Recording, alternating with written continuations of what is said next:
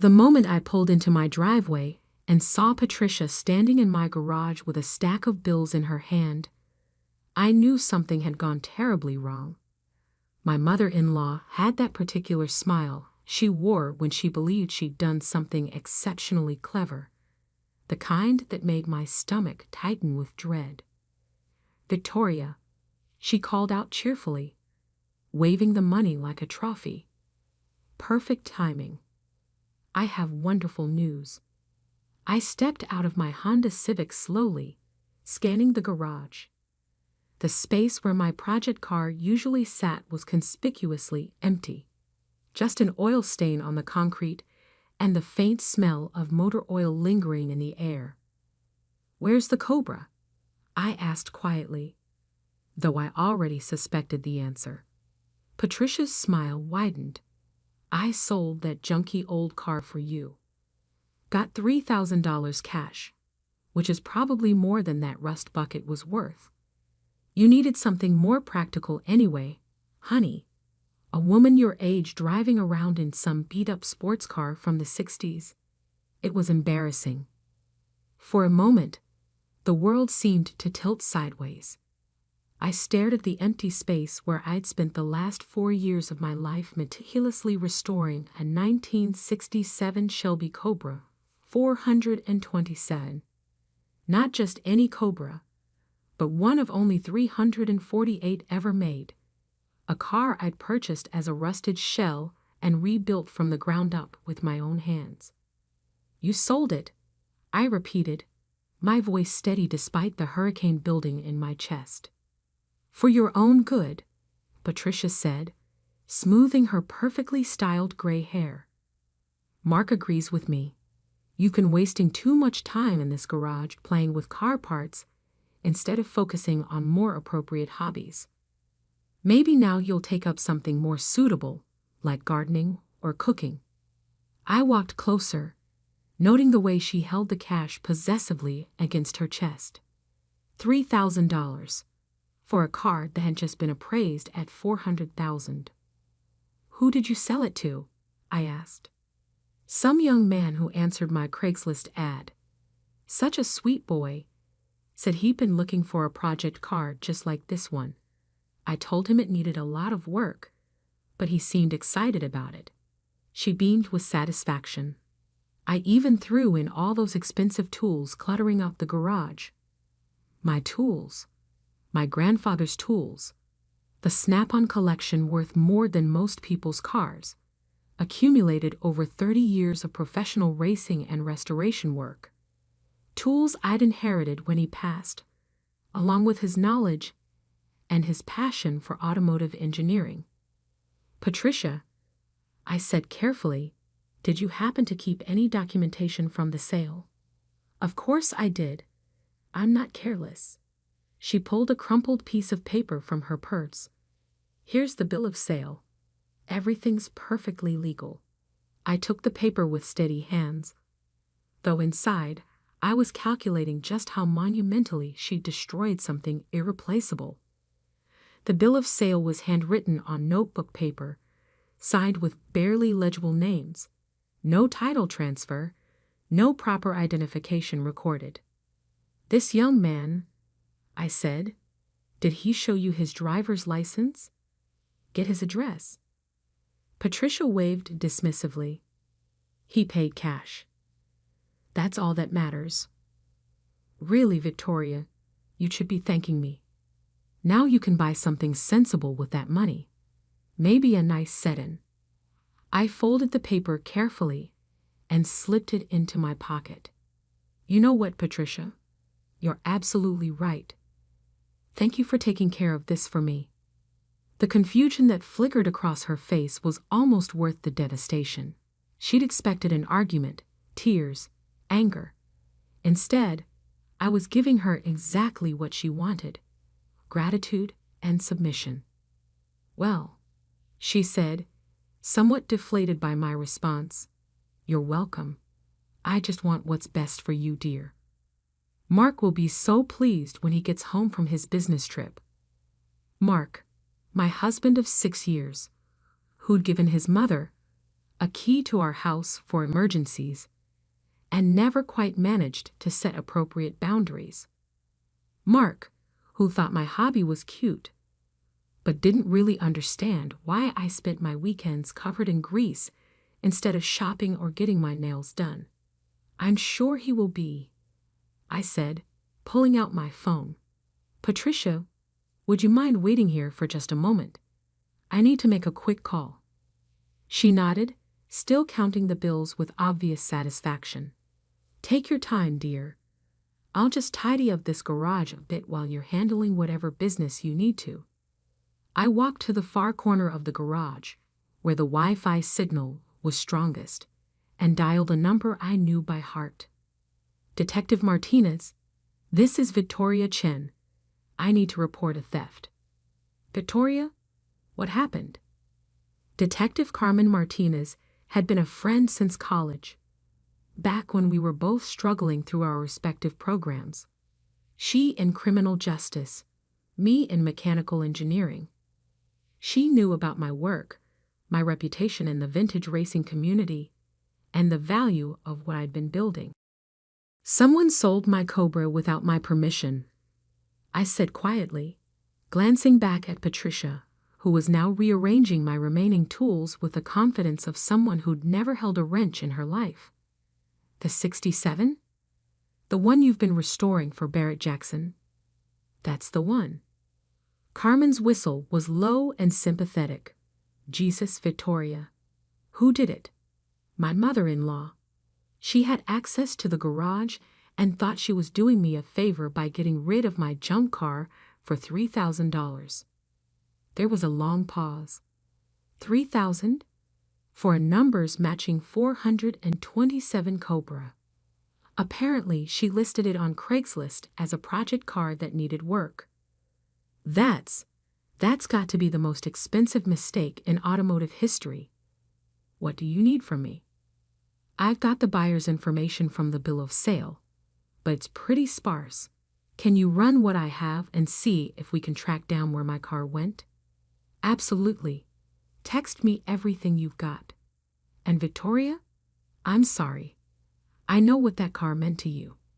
I glanced at Patricia, who was now trying to organize my socket sets by color rather than size. Thanks, Carmen. I'll send you the details now.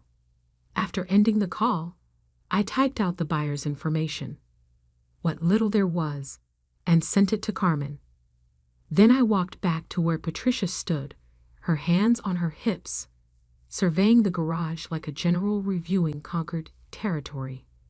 All taken care of, I said pleasantly. Now, why don't you head home? Mark should be back from Chicago tomorrow evening, and I'm sure you'll want to tell him all about your successful sale. Of course. She gathered her purse and the cash, practically glowing with self-satisfaction. And remember, this is really for the best. You'll see. After she left, I stood alone in the garage, staring at the empty space where my Cobra had lived. 4 years of work. 4 years of research, of hunting down original parts, of learning welding techniques from YouTube videos, of rebuilding that 427 big block engine by hand.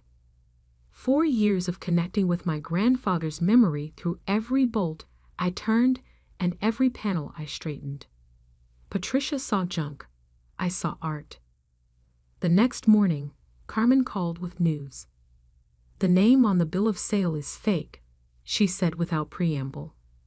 David Johnson, but the phone number doesn't exist, and there's no David Johnson at the address listed. Professional buyer? That's what I'm thinking. Someone who knows to scout Craigslist for undervalued classics, uses fake information, and probably flips them quickly through auction houses or private dealers. I leaned back in my office chair, staring out the window of the engineering firm where I worked as a senior consultant. So my car is probably already gone. Maybe not. I've got some contacts in the classic car world. Let me make some calls, see if anyone's heard about a Cobra suddenly appearing on the market. Thanks, Carmen. I owe you. Just promise me that when this is over, you'll let me take a ride in whatever car you build next. That afternoon, as I sat in a client meeting reviewing stress analyses for a new bridge design, my phone buzzed with a text from Mark. Mom told me about the car. Probably for the best. Maybe now we can use the garage for storage like normal people. I stared at the message for a long moment, then turned my phone face down and returned my attention to the meeting. Some conversations were better had in person. Mark arrived home the next evening in his usual flurry of activity. Suitcase dropped in the entryway, tie loosened, already talking about his successful presentations in Chicago before he'd even properly said hello. "Victoria, you should have seen the client's face when I showed them our cost projections," he said, loosening his tie. They practically signed the contract on the spot. "That's wonderful," I said from the kitchen, where I was preparing dinner. "How was your flight?" "Delayed, of course, but first class makes everything bearable." He wandered into the kitchen and kissed my cheek absently. Mom told me about the car situation. I have to say, I'm relieved. That thing was becoming an obsession. I continued stirring the pasta sauce, my movements calm and measured. "Is that how you saw it?" "Come on, Vic. You spent every weekend in that garage. It was like being married to a mechanic." He laughed, clearly not noticing the tension in my shoulders. "Now we can actually use the space for something practical. Maybe set up a home gym or create some proper storage." "Your mother sold my car without my permission," I said quietly. "She was trying to help. You know how she is, always thinking about what's best for family." He opened the refrigerator and grabbed a beer. "Besides, $3,000 isn't bad for something that old. We can put it toward a nice vacation." I turned to face him, studying the man I'd married. Mark was handsome in a conventional way, tall, well-dressed, successful in his sales career. But standing in our kitchen, casually dismissing 4 years of my work as a minor inconvenience, he looked like a stranger. "That car was worth $400,000, I said. Mark nearly choked on his beer. "What?" "It was a 1967 Shelby Cobra 427. One of 348 ever made. I'd been restoring it to museum quality for the Barrett-Jackson auction in Scottsdale." The color drained from his face. "You never told me it was worth that much. You never asked. In 6 years of marriage, you never once asked me about the technical aspects of what I was doing. Never inquired about the value. Never showed any interest beyond complaining that I spent too much time working on it. But $3,000. Mom said it was just an old project car. Your mother committed theft. She sold property that didn't belong to her for a fraction of its value to a buyer who gave false information." Mark set down his beer with shaking hands. "Can we get it back?" "I don't know. The police are investigating, but the buyer used a fake name and address. Professional car thieves often use Craigslist to find exactly these kinds of opportunities. Expensive classics being sold by people who don't know their value." Oh God, what are we going to do? For the first time since I'd come home to find Patricia counting her cash, I smiled. Not the polite, controlled smile I'd been wearing for the past 2 days, but something colder. "We are not going to do anything, Mark. I am going to continue working with the police to recover my property. You are going to have a very difficult conversation with your mother about boundaries and legal consequences." The next morning brought a call from Carmen that changed everything. "I found your car," she said, excitement clear in her voice. I was in my office, but I immediately closed the door and sat down heavily. "Where?" "Scottsdale. A private collector named James Morrison bought it from a dealer yesterday. Paid $250,000, which means someone made a very nice profit flipping your Cobra. $250. It was worth $400 fully restored. The dealer probably told him it needed work. But here's the good news. Morrison is a legitimate collector, not a flipper. When I explained the situation, he was horrified. He's willing to cooperate fully. What does that mean? It means we can prove the chain of theft. Morrison has documentation from the dealer. The dealer has records from the original buyer, your fake David Johnson. And we have Patricia's bill of sale. It's a clear case of receiving stolen property. I leaned back in my chair, finally allowing myself to breathe. So we can get it back. We can get it back. Morrison's insurance will cover his loss. The dealer is already cooperating to avoid criminal charges, and we're working with Scottsdale PD to trace the money trail.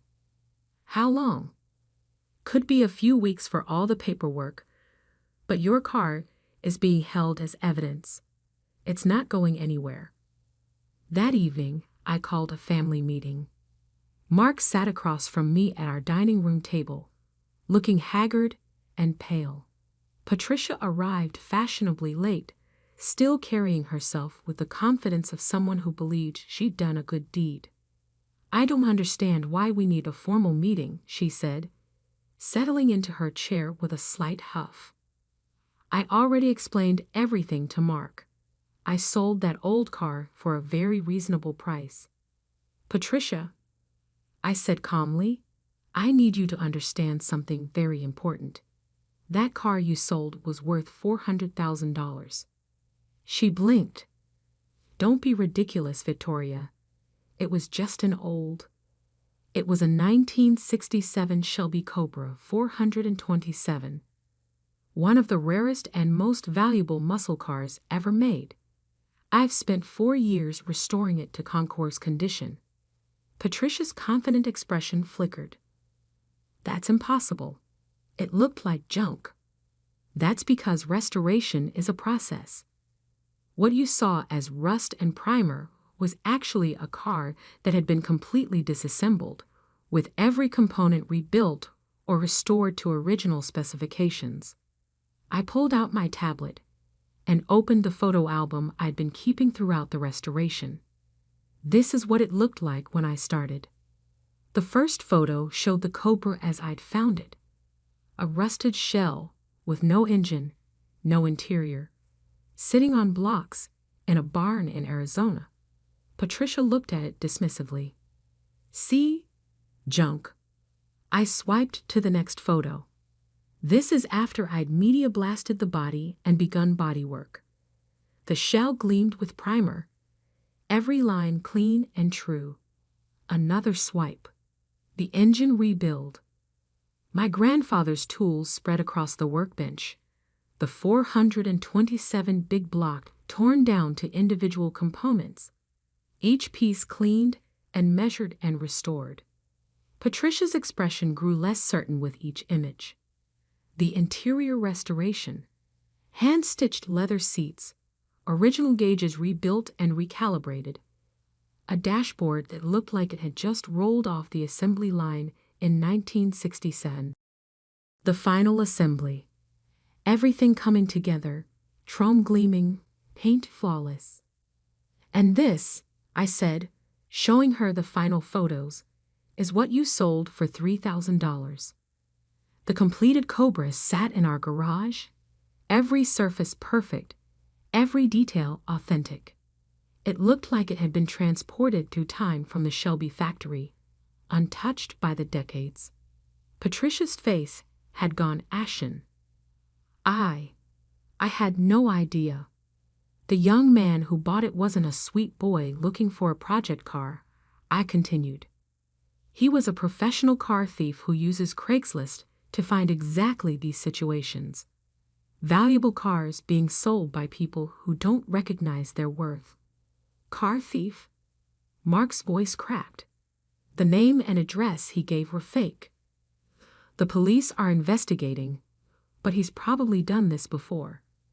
Take advantage of family disputes, estate sales, or well-meaning relatives who think they're helping. Patricia was staring at the photos, her mouth slightly open. $400,000? That's what it was worth. The police have found it, by the way. A collector in Scottsdale bought it from a dealer for $250,000. He's cooperating with the investigation.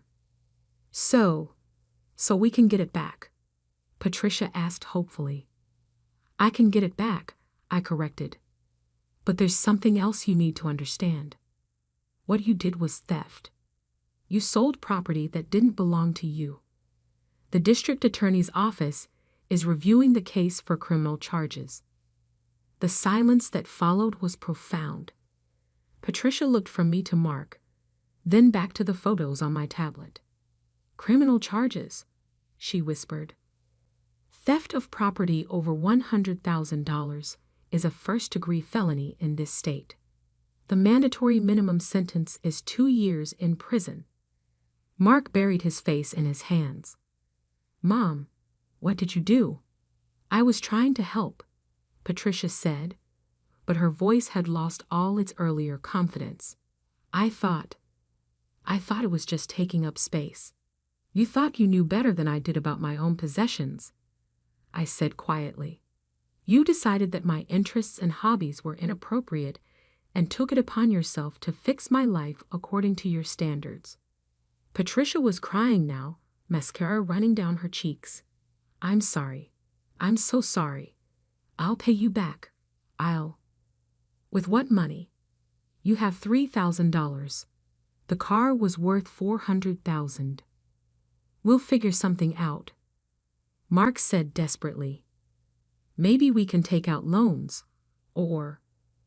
Mark, I said, my voice firm enough to cut through his panic. I want you to be very clear about something. Your mother committed a felony.